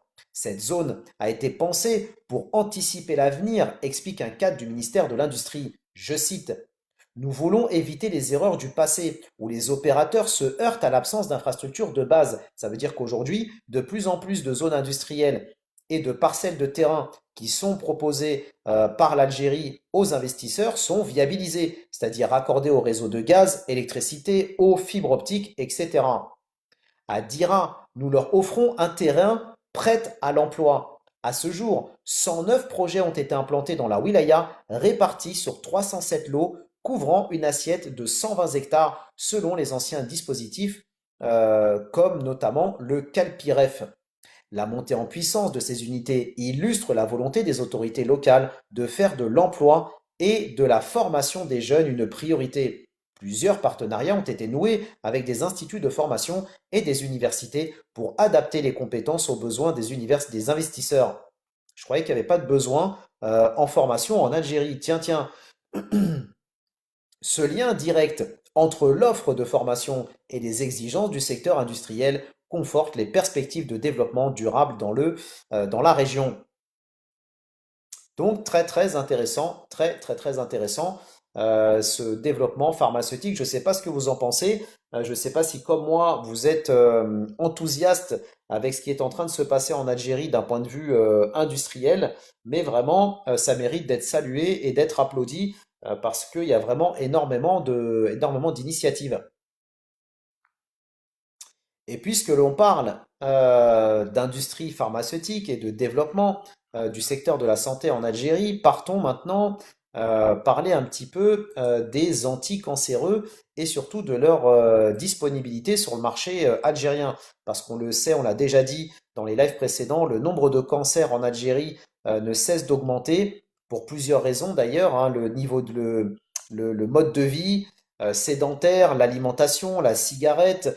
Peut-être qu'il y a d'autres choses aussi dans l'air, dans l'environnement, peut-être qui peut être dû à ça aussi. Il faut pas oublier aussi qu'en Algérie, les Français, lorsqu'ils étaient en Algérie, ont fait plusieurs d'ailleurs essais nucléaires dans le Sahara algérien. On sait que tout ce qui est radioactif met des centaines d'années donc à être, on va dire, à se diluer. Donc peut-être aussi qu'il y a des résidus qui entraînent aujourd'hui des cancers en Algérie. Donc ça aussi, c'est le type de choses. C'est une bombe à retardement laissée par les autorités françaises en Algérie, d'ailleurs, qui ont eu leur bombe atomique, hein, faut-il le rappeler, grâce au sol algérien et aux vies algériennes aujourd'hui. Hein, parce que Gerboise Bleue, qui a été la première bombe atomique larguée par les autorités françaises, ou en tout cas fait exploser par les autorités françaises, parce que c'est une explosion qui a été faite souterraine, a été faite en Algérie. Et d'ailleurs, les Polynésiens aussi diront la même chose, parce que la Polynésie française, malheureusement, elle aussi a morflé avec les essais nucléaires. Donc tout ça pour dire effectivement qu'aujourd'hui, bah, il y a cette problématique du cancer en Algérie. La pharmacie centrale des hôpitaux a affirmé il y a quelques jours dans un communiqué que les anticancéreux étaient disponibles avec la garantie de l'accès au traitement pour chaque patient en temps voulu et sans interruption. Suite aux informations relayées récemment sur certains réseaux sociaux concernant une pénurie des anticancéreux et des médicaments hospitaliers, la pharmacie centrale des hôpitaux assure tous les malades et l'opinion publique nationale que le taux de disponibilité de ces médicaments vitaux dépassait les 93% au niveau national, tout en assurant l'approvisionnement continu et suffisant afin de couvrir les besoins de l'ensemble des établissements hospitaliers, précise le communiqué. Je cite, en cas de pénurie, aucun cas de pénurie n'a été enregistré selon la pharmacie centrale des hôpitaux, soulignant qu'au contraire, une plateforme électronique reliée aux hôpitaux permettant de connaître et d'évaluer le stock de médicaments existe au niveau du PCH. Donc la pharmacie centrale des hôpitaux. Et ça, on avait parlé il y a quelques semaines, souvenez-vous, de la mise en place de cette plateforme numérique qui permet à la pharmacie centrale aujourd'hui de savoir exactement quel est le stock des médicaments dans les hôpitaux. Donc aujourd'hui, les gens qui vont répandre des fausses nouvelles en disant oui, en Algérie, il y a des cancers, mais les gens ne peuvent pas se faire soigner, etc., etc., alors que la pharmacie centrale est capable de savoir exactement quel est le stock dans les hôpitaux en question, et effectivement répond via ce communiqué que 93% au niveau national des hôpitaux sont aujourd'hui équipés en médicaments anticancéreux. D'autant plus, je cite, qu'elle œuvre de manière permanente, régulière et continue à fournir des médicaments à tous les malades à travers une coordination rigoureuse avec l'ensemble des acteurs de la chaîne d'approvisionnement afin de garantir l'accès au traitement de chaque patient en temps voulu et sans interruption. On rappelle d'ailleurs aussi que début 2024, si je ne me trompe pas, l'État algérien a annoncé la prise en charge de 24 maladies graves, prise en charge totale, médicaments et soins pour les personnes souffrant de maladies graves, y compris le cancer, qui sont pris en soins aujourd'hui, qui sont pris en charge en soins, enfin, qui sont pris en charge de manière totale par les autorités algériennes. Tel qu'annoncé, on a partagé d'ailleurs l'article de mémoire qui avait même été publié sur le site de Tunisie Numérique, si je ne me trompe pas. Pour les personnes que ça intéresse, vous pouvez retrouver l'information sur Buy Me a Coffee. Dans le cas de cet engagement, ajoute la même source, le PCH a consacré, je cite, le plus grand budget de son histoire à l'acquisition de médicaments, particulièrement des anticancéreux, soit un montant de 84 milliards de dinars, sans oublier le montant restant de son budget destiné à la couverture de tous les soins médicaux des hôpitaux, conformément aux directives du ministère de la Santé, et ce, dans le cadre de la mise en œuvre du plan d'action pour les malades, le fameux PAM. Une grande partie de ce budget record est dédiée à l'acquisition de médicaments innovants et de qualité supérieure, permettant aux patients de bénéficier de protocoles thérapeutiques internationaux de pointe afin d'améliorer la prise en charge sanitaire et d'être au diapason des normes médicales internationales, précise donc la même source. Donc, très, très, très intéressant. Encore une fois, il faut se méfier. Je le dis toujours, hein, information bancale, projet bancal, mais information bancale, vision bancale. Donc, méfiez-vous de là où vous prenez vos informations, méfiez-vous de ce que vous entendez, revenez toujours aux sources, parce que les sources, on peut ensuite remonter derrière et savoir si effectivement ces sources sont des sources fiables ou pas. C'est pour ça que toutes ces informations que je vous partage depuis que j'ai commencé à faire ce que je fais en 2023 se reposent toujours sur des sources et de l'information que vous êtes capable ensuite d'analyser et ensuite de pouvoir donc réutiliser. Méfiez-vous des gens qui vous disent j'ai entendu qu'un tel a dit, qu'un tel a dit, qu'un tel a dit, etc., etc. C'est très important de revenir toujours aux sources. Autre information intéressante qui montre que l'Algérie est en train d'amorcer une montée en puissance, bien que beaucoup de choses restent à faire, il faut le dire. Il ne faut pas rentrer dans cet état d'esprit, ou en tout cas oui, dans cet état d'esprit tout simplement, de dire qu'en Algérie, tout est parfait, tout va bien, qu'il n'y a rien à améliorer. Si c'était le cas, ça se saurait. Il y a énormément de choses qui s'améliorent. Il y a énormément d'initiatives qui sont mises en place. Certaines de ces initiatives doivent ensuite être cascadées sur le terrain, c'est-à-dire qu'il y a la prise de décision politique, la réglementation, les lois, et ensuite il y a l'application sur le terrain. Mais cette application sur le terrain ne dépend pas simplement des autorités algériennes, dépend des fonctionnaires et des personnes donc qui sont chargées de la mise en pratique. Et c'est à ce niveau-là où effectivement il y a un énorme travail à faire. C'est pour ça qu'il y a souvent d'ailleurs des remaniements dans différents corps de fonctionnaires, notamment chez les Wali, etc. Parce qu'en fait, l'État algérien estime que dans certains cas, les projets qui sont délégués à certaines wilayas ne sont pas mis en place, le travail n'est pas fait de manière, on va dire, suffisamment, on va dire, rapide, précis, etc. Et donc, dans ces cas-là, il y a des remaniements derrière. Donc, l'État algérien le sait parfaitement. Donc, le sujet est de dire qu'effectivement, il y a des choses qui sont mises en place et des initiatives positives et des choses concrètes qui sont mises en place. Et il y a de l'autre côté des choses qui doivent être améliorées. Et c'est le but justement de ces lives. Comme je le dis et je le répète, dès que vous voyez quelque chose en Algérie que vous estimez être un manque, que vous estimez être quelque chose qui est mal fait ou peu fait, ne voyez pas ça comme un défaut du pays, mais voyez ça comme une opportunité business. Si vous vous dites en Algérie, il y a un problème avec la gestion des déchets, bah dans ce cas-là, lancez une start-up pour proposer un service ou un produit innovant pour gérer les déchets, lancer une industrie dans le recyclage, proposer, monter une association pour pouvoir justement sensibiliser les gens. Il suffit pas de faire des critiques, il faut être dans une logique de critique constructive. En gros, avoir le mindset problem solver. Si vous avez ça et vous avez compris ça, vous avez tout compris. Autre donc opportunité intéressante, ou en tout cas autre secteur intéressant sur le secteur de la santé en Algérie. L'Algérie se prépare donc à introduire la chirurgie robotique pour moderniser sa médecine et faciliter davantage l'accès aux patients. Pour réussir ce projet, la création d'une académie de chirurgie moderne pour la formation des chirurgiens est indispensable. Ah bon? Je croyais qu'il n'y avait pas besoin de former les médecins. Une fois qu'ils sont formés, on n'a plus besoin de les former. Tiens donc. Soutient le docteur Khalifa Aït Saïd, chirurgien urologue algérien installé en France, spécialisé dans la chirurgie robotique, la cancérologie urologique et la transplantation d'organes. Exerçant comme praticien en Normandie, il a participé le 22 juin dernier à la première greffe rénale avec colioscopie au CHU de Bab el-Oued. Cette intervention a soulevé une autre problématique, à savoir l'introduction de la chirurgie robotique, qui est une technique chirurgicale plus élaborée et assistée par un robot, généralement commandé par un chirurgien via une console. Ah bon? Qui a dit que les médecins algériens et l'Algérie n'avaient pas besoin des compétences étrangères, notamment des Algériens de l'étranger, pour pouvoir les aider, les former et leur apporter des compétences? Tiens, tiens. Elle permet donc de réaliser des interventions très précises, souvent peu invasives, en offrant des avantages significatifs par rapport à la chirurgie traditionnelle. Le docteur Saïd précise, le robot ne prend pas de décision seul, c'est le chirurgien qui contrôle le bras du robot. Le système le plus connu est le robot Da Vinci, utilisé dans des domaines comme l'urologie, la gynécologie, la chirurgie digestive ou encore la chirurgie thoracique. Le chirurgien est assis à une console, regardant une image 3D haute définition et utilise des manettes et pédales pour guider les instruments miniaturisés.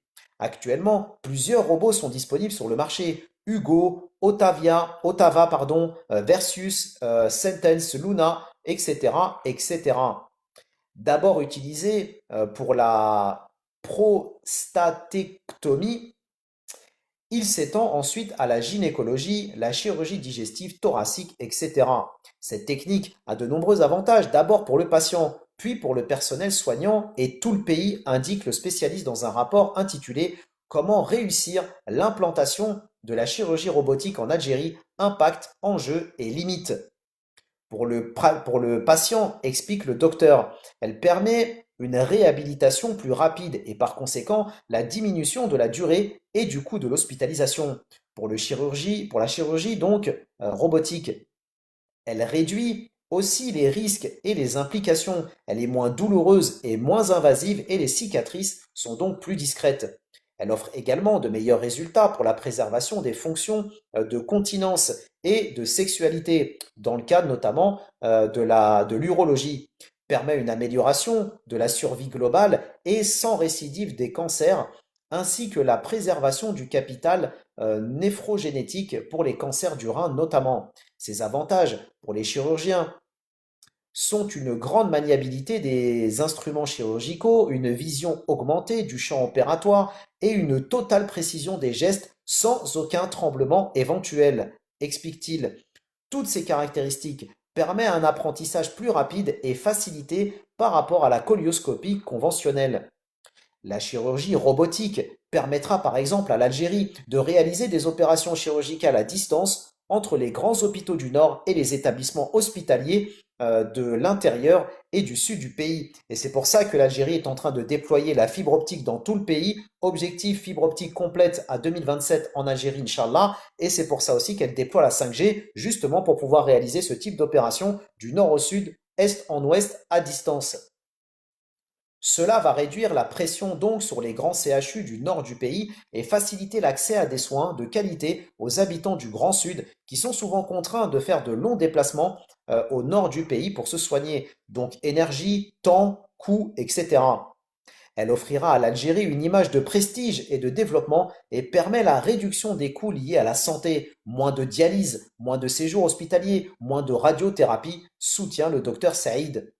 Néanmoins, l'introduction de cette technique fait souvent face à des obstacles que cite le chirurgien algérien. Il y a d'abord son coût, mais cet inconvénient reste toutefois relatif car les avantages qu'elle offre amortissent considérablement son prix. Les systèmes robotiques nécessitent du temps et du personnel formé et expérimenté. L'autre obstacle, c'est la résistance au changement culturel.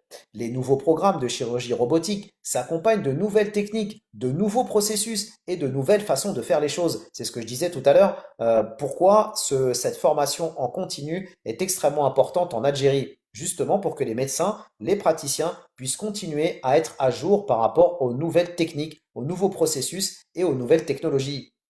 Dans certains hôpitaux, il peut se révéler difficile de présenter des arguments convaincants en faveur du changement, explique-t-il. Pour la réussite de la chirurgie robotique en Algérie, le docteur Saïd propose l'institution d'un forfait de remboursement spécial pour la chirurgie robotique, la formation des chirurgiens compétents pour piloter ces robots, la création de la Société algérienne de chirurgie de robotique et l'accompagnement des premières procédures. Je propose aussi la création d'une académie de formation de chirurgie moderne pour former les chirurgiens algériens, notamment les urologues, les gynécologues, les chirurgiens digestifs, les chirurgiens thoraciques, les ORI et les chirurgiens cardiaques. Cette académie est indispensable pour le succès de l'introduction de la robotique dans la chirurgie en Algérie, explique à TSA le docteur Saïd. Je cite, je suis prêt à former en Algérie et transmettre mon savoir-faire aux chirurgiens algériens, affirme-t-il. Voilà à quoi sert la diaspora et à quoi peut servir la diaspora en Algérie, à apporter toutes ces compétences et tout ce savoir-faire glané à travers le monde. Le spécialiste préconise également le transfert de la technologie, l'utilisation progressive des robots en choisissant les plus fiables, de choisir des centres de référence avec une expérience en colioscopie et de donner la préférence à la formation progressive des équipes au lieu de la formation de masse. Bravo à ce docteur Saïd pour son expertise, bravo pour son initiative. On ne peut que saluer ce type d'initiative. Et donc, autre information aussi intéressante, on en avait parlé un peu brièvement dans un précédent live. Il y a une chose qui est intéressante à savoir, c'est que en Algérie, on a des compétences, donc en interne, mais des compétences aussi en externe, comme on l'a vu donc avec le docteur Saïd. Mais on a aussi un savoir-faire ancestral et des plantes en Algérie qui sont extrêmement intéressantes et qui peuvent permettre justement de mêler à la fois médecine traditionnelle, médecine douce et aussi donc technologie. Et là, vous allez comprendre de quoi il s'agit avec deux plantes qui existent en Algérie, des plantes qui existent en Algérie et qui peuvent soigner deux maladies du siècle. Des chercheurs algériens révèlent le potentiel thérapeutique de certaines espèces végétales dans une étude scientifique prometteuse publiée par Science Directe. Les feuilles de figuier, d'olivier, de lentisque pistachier et de jujubier, des plantes bien connues dans nos campagnes, je vais y arriver, présenteraient des vertus médicinales efficaces contre la maladie d'Alzheimer et le diabète de type 2. Telle est la piste explorée par une équipe de scientifiques algériens dans une étude soutenue par la Direction générale de la science, de la recherche scientifique et du développement technologique et parue sur la plateforme scientifique Science Directe. Au total, les feuilles de 4 plantes comestibles du territoire algérien ont été passées à la loupe par des chercheurs. Elles ont révélé des activités antioxydantes, antidiabétiques et neuroprotectrices. Il s'agit des feuilles de figuier, d'olivier, de lentisque pistachier et du jujubier sauvage, cueillies dans la région de l'Arwat, au nord du Sahara algérien entre septembre et novembre 2022. Selon la publication sur le site scientifique, elles ont été extraites à l'alcool méthylique avant d'être analysées via la technique, donc qui est un peu scientifique, HPLC-DAD, afin d'identifier les composés bioactifs à l'échelle moléculaire. Les résultats sont clairs. Le lentisque affiche une teneur exceptionnelle de composés antioxydants avec plus de 980 mg d'épicatéchine et près de 500 mg de catéchine pour un 1 g d'extrait. Alors c'est un peu scientifique, hein, mais je vous donne quand même le détail, ça peut servir. Si jamais il y a des scientifiques parmi nous, on ne sait jamais. On sait que sur TikTok, c'est pas forcément légion, mais on ne sait jamais s'il y en a, ça peut toujours servir. Quant aux feuilles de jujubier sauvage, elles se distinguent par leur capacité à inhiber une enzyme clé dans la progression de la maladie d'Alzheimer. Donc c'est extrêmement intéressant. Le Ziziphus lotus a montré l'activité anticholinestérase in vitro la plus puissante, lit-on dans le communiqué. Enfin, les feuilles d'olivier, déjà réputées pour leur avantage pour la santé dans la culture méditerranéenne, concentrent un composé reconnu pour ses effets protecteurs de l'hyperglycémie. Olea européen a montré une activité inhibitrice marquée sur l'enzyme alpha-glucosidase, désolé pour l'explication, impliquée dans la digestion des sucres, ce qui suggère un effet préventif contre le diabète. Et ça, c'est des plantes qui sont disponibles massivement en Algérie. Menée en collaboration avec une université turque, l'étude ne s'est pas arrêtée aux tests en laboratoire. Les scientifiques ont également réalisé une analyse in silico en simulant par modélisation les interactions entre les composés bioactifs et les enzymes ciblées. D'après l'étude soutenue par le ministère de l'Enseignement supérieur et de la Recherche scientifique, les résultats confirment que des flavonoïdes et des acides phénoliques de ces plantes se lient aux enzymes responsables de la dégradation de l'acétylcholine dans l'Alzheimer et des glucides dans le diabète. Les chercheurs algériens affirment que ces résultats soulignent l'intérêt thérapeutique des plantes algériennes en tant que source naturelle d'antioxydants, d'inhibiteurs enzymatiques et d'agents antidiabétiques. Exploiter ces plantes médicinales serait donc une piste prometteuse pour le développement de traitements à base de ressources locales contre deux des maladies du siècle, le diabète de type 2 et la maladie d'Alzheimer qui touche des millions de personnes en Algérie et dans le monde. Imaginez si l'Algérie arrive à mettre en place ce traitement, à le breveter, l'argent qui pourra couler à flot dans ce secteur et surtout la renommée internationale justement de ce secteur de la santé en Algérie qui est en train de se développer. On leur souhaite plein courage. Et l'article donc conclut: des études futures permettront de valider leur efficacité clinique et leur potentiel pharmaceutique par le biais d'isolement et d'expériences in vivo, conclut l'étude. Bravo à eux, bravo à eux, bravo à eux. On leur souhaite plein de réussite. Qu'est-ce que j'avais d'autre pour vous pour terminer notre live d'aujourd'hui? Alors, on va terminer avec un petit article intéressant qui montre justement cette montée en compétences des scientifiques algériens, des chirurgiens algériens. Encore une fois, comme dans tout pays, bien évidemment, il y a du bon, il y a du moins bon, mais lorsqu'il y a du bon, il faut aussi le mettre en avant. Il n'y a pas que du négatif. Il y a aussi des personnes qui font un travail formidable en Algérie et il faut le saluer et il faut leur donner de la force. Et donc là, on va conclure donc avec un article intéressant qui rejoint en fait notre scientifique dont nous avons parlé tout à l'heure, donc le docteur Saïd, justement sur l'opération qu'il a menée en Algérie. L'Algérie vient de franchir une étape majeure dans le domaine de la chirurgie et de la transplantation rénale. Fin juin, le CHU Bab El Oued à Alger a réalisé avec succès la toute première greffe rénale à partir d'un donneur vivant avec prélèvement du rein par colioscopie, une technique mini-invasive aux nombreux avantages. L'opération, qualifiée d'historique, a été menée par une équipe algérienne composé d'Algériens d'Algérie, mais aussi de binationaux. Voilà un exemple concret de ce que l'Algérie peut faire avec tous ses enfants. L'opération qualifiée d'historique a été menée par une équipe algérienne composée du professeur Achour, le professeur Sawi et renforcée par le docteur Saïd, un chirurgien urologue exerçant en France et expert en chirurgie robotique. Ce dernier a été invité par la société Galiantis pour introduire cette technique novatrice dans les hôpitaux algériens. Cette méthode de prélèvement qui remplace la chirurgie lourde par l'ombotomie représente une avancée considérable pour l'Algérie. Elle réduit la durée d'hospitalisation de 24 à 48 heures, diminue la douleur post-opératoire et limite les risques de complications. Plus encore, elle pourrait encourager davantage de donneurs vivants, un enjeu crucial dans un pays où seuls 200 greffes sont réalisées chaque année pour environ 30 000 patients dialysés. Le docteur Saïd, initiateur de la méthode, s'est dit prêt à former d'autres chirurgiens à travers tout le territoire national pour généraliser cette technique qui conjugue précision, confort et réduction des coûts pour le système de santé algérien.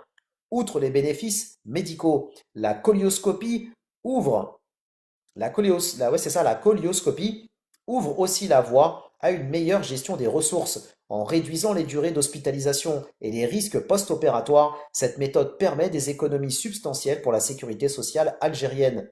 Elle peut également soulager la pression sur les centres d'hémodialyse et contribuer à l'autonomisation du pays dans ce domaine hautement stratégique. Et ça va permettre aussi de moins envoyer d'Algériens se faire soigner à l'étranger.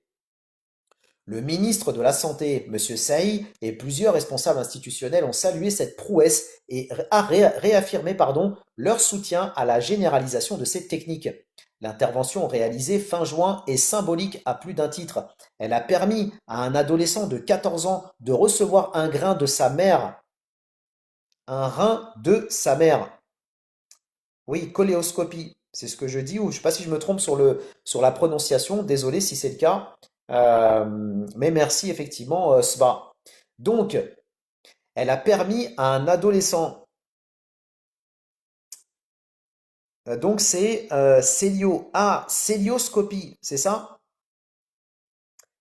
Célioscopie. Merci si je me suis trompé, merci de me corriger, Sba, comme ça au moins je le saurai. Célioscopie, merci, effectivement, colioscopie c'est autre chose. Célioscopie, merci, merci beaucoup.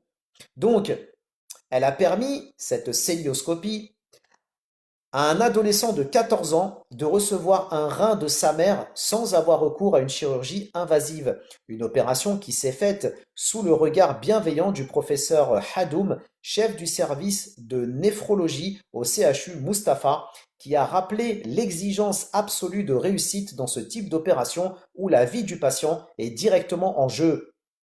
Pour que cette dynamique porte ses fruits, la sensibilisation aux dons d'organes est essentielle. Le docteur Saïd appelle à réveiller les consciences, notamment autour des dons post-mortem encore peu pratiqués en Algérie. Grâce à la maîtrise de techniques comme la célioscopie, le pays est désormais mieux armé pour répondre à l'urgence sanitaire que représente l'insuffisance rénale chronique.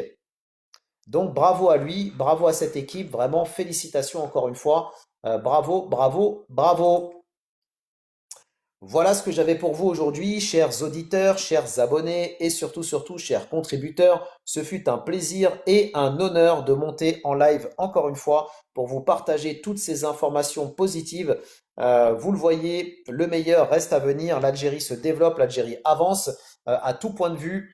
C'est maintenant qu'il faut prendre le train en marche, c'est maintenant qu'il faut apporter vos compétences, votre savoir-faire, comme le fait justement comme l'a fait ce scientifique, mais comme le font d'autres scientifiques, d'autres Algériens et d'autres Algériennes qui investissent en Algérie. Donc c'est le moment ou jamais. Prenez le train en marche maintenant avant qu'il ne soit trop tard. Les meilleurs dispositifs d'accompagnement sont actuellement en train d'être mis en place. Les meilleures, on va dire, solutions aussi de financement sont actuellement en train d'être mis en place en Algérie. Donc vraiment, intéressez-vous avant qu'il ne soit trop tard. Je ne dis pas que c'est maintenant ou vous ne pourrez plus jamais investir en Algérie, mais les meilleurs dispositifs sont à solliciter maintenant et surtout, les meilleures opportunités sont à prendre maintenant. Ce n'est pas quand l'Algérie se sera développée dans l'industrie, dans la santé, dans le tourisme, dans l'agriculture, etc., que vous allez vous dire, je vais y investir.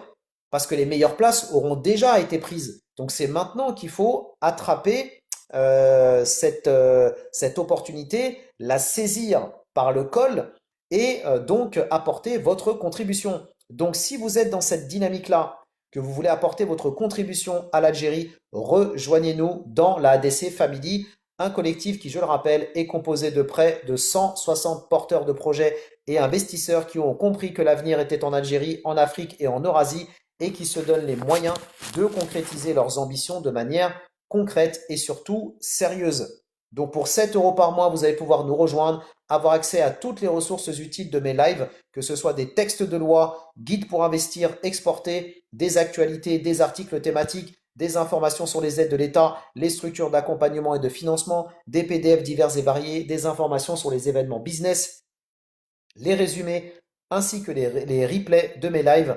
Tout ça pour 7 euros par mois, ça va vous permettre d'être autonome et de lancer votre projet dans notre pays d'avenir. Donc comme je le dis et je le répète, euh, investissez pour investir. Donnez-vous les moyens de concrétiser vos ambitions, vos projets et arrêtez de vous accrocher comme une moule à un bateau qui coule. Beaucoup de personnes se disent non, moi je préfère rester en Europe, je préfère investir mon argent en Europe, j'investis pas en Algérie. Grand bien t'en face. Si tu as envie de t'accrocher comme une moule à un bateau qui coule, c'est ton choix. Mais dis-toi une chose ou pose-toi une question pertinente. Quand je dis tu, c'est impersonnel. Pourquoi le monde entier est en train d'investir en Algérie si c'est pas le moment d'investir dans le pays? Pourquoi le monde entier, les pays du monde entier se succèdent en Algérie pour investir dans le pays, que ce soit en Amérique du Nord, Amérique du Sud, en Europe, en Afrique, au Moyen-Orient, en Eurasie, en Asie, etc. Pourquoi les délégations ne cessent de se bousculer en Algérie pour investir si ce n'est pas le moment d'investir dans le pays? Je pense que la réponse est dans la question, à mon avis.